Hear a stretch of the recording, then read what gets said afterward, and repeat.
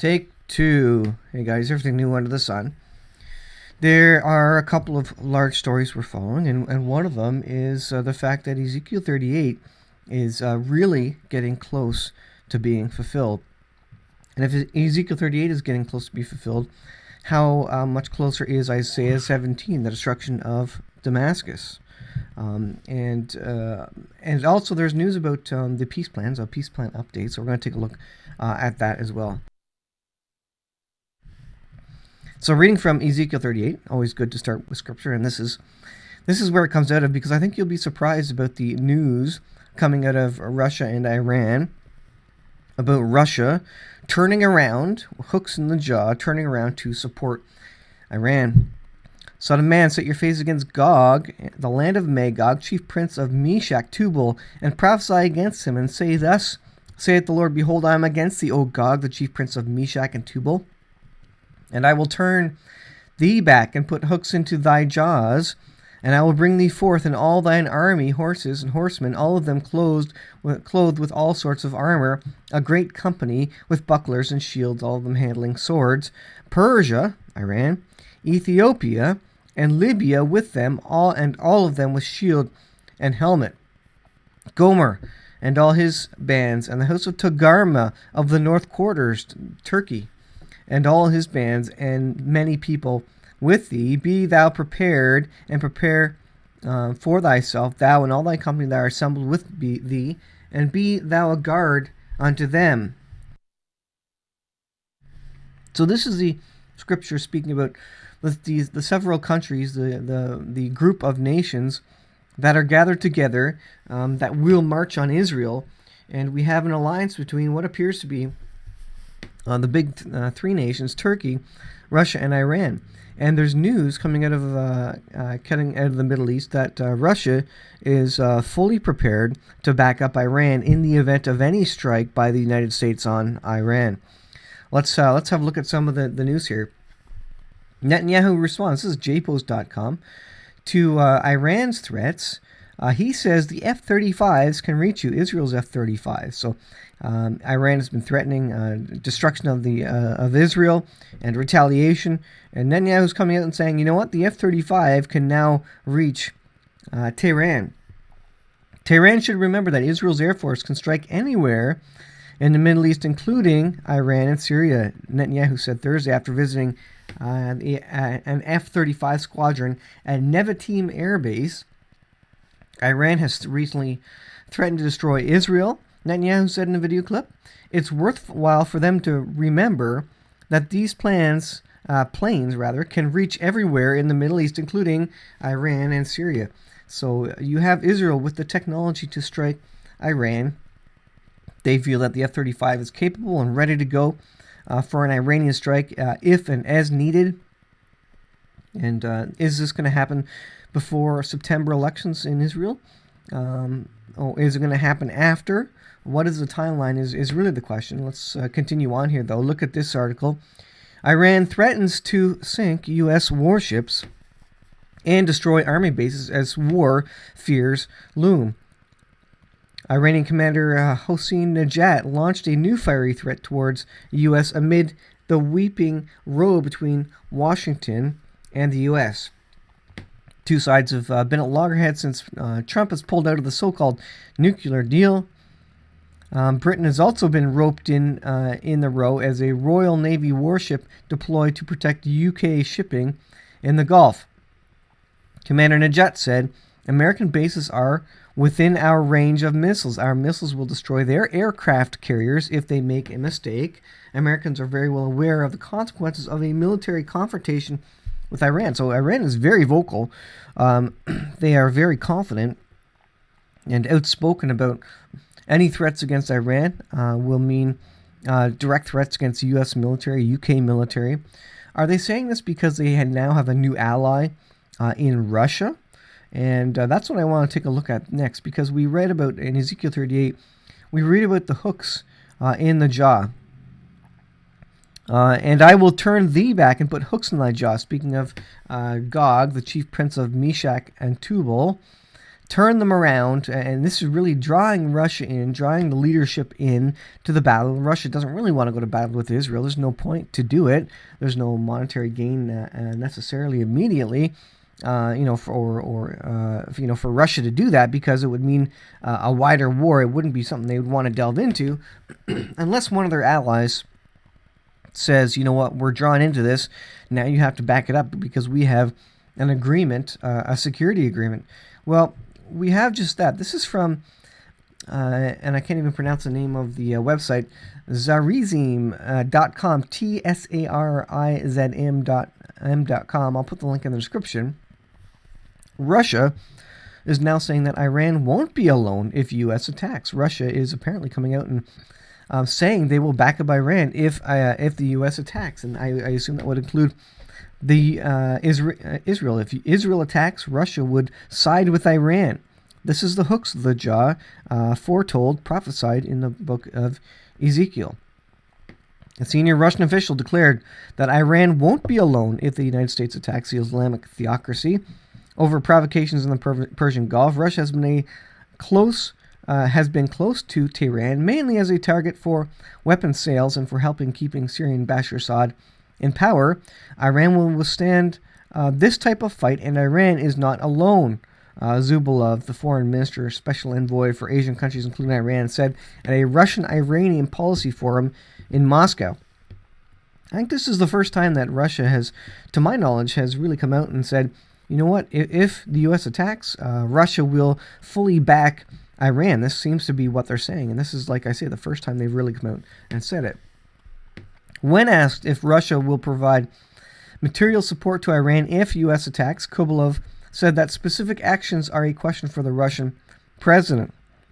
But it's not just Russia. Many other countries sympathize with Iran. So there's other countries that are going to back Iran when and if the U.S. or Israel strikes Iran. Who are those countries? Well, let's go back to Ezekiel 38. I think we know these countries. So Gog, Magog, Meshach, and Tubal. A great company even, with bucklers and shields. Who are the countries?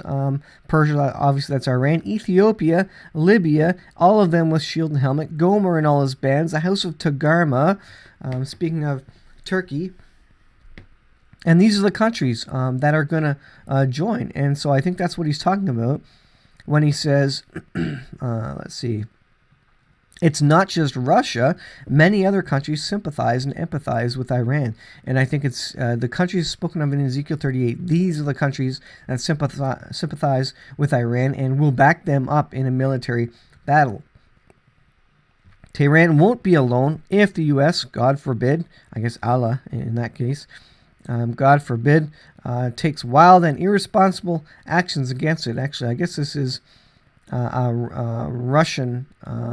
the Russian diplomat saying this, special envoy. So maybe he's not Muslim. Maybe he's actually so-called Christian, as they are Orthodox Christian in Russia. Interesting, regardless. Cracks have started to show, however, in the relationship between Moscow and Tehran over Iran's support for terrorist action in the Middle East and Iran's desire to push Russian troops out of Syria in favor of Iranian proxy force. So there's cracks in that alignment, but ultimately we know that there will be hooks in the jaw. Russia's not going to willingly march on Israel, but there's going to be something that draws them in. There's going to be hooks in the jaw. There's going to be reasons that really force Russia to act.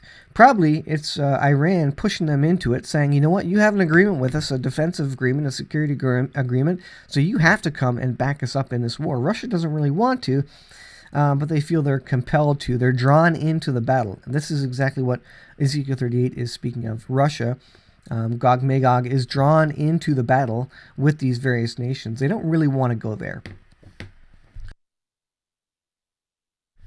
All right, let's shift over to the peace plan update. So I think Bible prophecy is rolling out exactly how Ezekiel 38 says it will.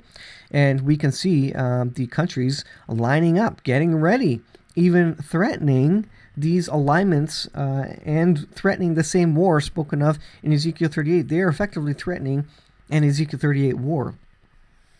All right, Greenblatt, Times of Israel. Trump may decide to release peace plan before Israeli elections. So the Israeli elections are in September, I do believe. And Greenblatt is saying, well, maybe we're going to release the political side of the peace plan prior to that. American Envoy says White House still mulling whether to wait until a government is formed to publicize the political proposal. And this is the key one. Is there a 7-year treaty mentioned in here? Is there a timeline? Is there a temporary peace plan presented? How will this roll out? When will it roll out? It almost seems like it needs to roll out sooner than later so that it can fail, and then the Antichrist figure, whomever that Antichrist figure is, can come along and deploy it effectively, confirm the peace plan. It's not going to work for Trump, but then the Antichrist will be able to make this work, pull this off the shelf, and say, you know what, we're going to go ahead with this, and the Antichrist is going to confirm it. U.S. may decide to release a political plan to resolve Israeli-Palestinian conflict before upcoming elections, Greenblatt said Monday. White House has indicated that it is waiting until the government is formed following September elections to release the political part of its plan. We haven't decided whether to release the political vision, and this is the key point. They did the economic vision, obviously, and there's lots of money for the Palestinians if they get on board. $50 billion, if I recall. But the political side of it, how they're going to divide up things, how the government's going to work, etc., this is what they haven't released. We are taking into account Israeli elections to decide on whether we should release it before elections or after, it says. Donald Trump will make the decision soon without providing details. In late June, the White House revealed the economic part of the plan. This was the whole Bahrain conference. Days after publicizing the economic part of the plan, the White House also co-sponsored a conference in Bahrain. Palestinians fiercely opposed the workshop in the Gulf country, arguing any peace effort must address political matters before economic ones. So will they bring out the peace plan? Netanyahu said he will keep an open mind about the peace proposal, while the PA's President Mahmoud Abbas has vowed on many occasions to reject the U.S. peace plan. And remember, Abbas is very sick, according to the last reports I've heard about him. If he were to fall ill and not be able to be president or even die, who would move up in the leadership of the PA? And would they be more interested in a peace plan, especially the money attached to the peace plan and specifically the economic side of it, $50 billion, would they then agree to some arrangement? Shortly after Trump recognized Jerusalem as Israel's capital in December 2017 and initiated the relocation of the U.S. Embassy, the Palestinians significantly downgraded their ties with Washington, including cutting relations with the White House. And this was in large part due to Mahmoud Abbas. So he doesn't like it. So if he is removed in some fashion, if he is no longer a leader, there would be a lot less animosity and maybe a lot more willingness to go ahead and agree to some peace plan. But we know the Antichrist will come in and confirm it. So whatever that means exactly, put pressure on the Palestinians and the Israelis, etc., I don't know. I also think that a war has to happen before the peace plan is agreed to, because no one's going to agree to a peace plan if there's relative calm in the area, and in large part there is kind of relative calm. There's at least a balance of power there, with Israel keeping Palestinians and the terrorists at bay right now. And so for a peace plan to be confirmed by an Antichrist and a 7-year treaty to be agreed to or implemented, I would think that a massive war, or a major, very, very significant war, would have to break out to the point where people started calling for peace, and security, and that there was a willingness to really step forward by both sides and try and create a ceasefire and a peace agreement, because war is just ravaging the Middle East. So I expect Isaiah 17, Ezekiel 38 to roll out and be quite significant. Really, these are what's going to force the people of the Middle East to agree to a 7-year peace plan. So it's an interesting situation, and no one knows exactly how God's going to roll out the prophecies, but it looks to me like Ezekiel 38 is really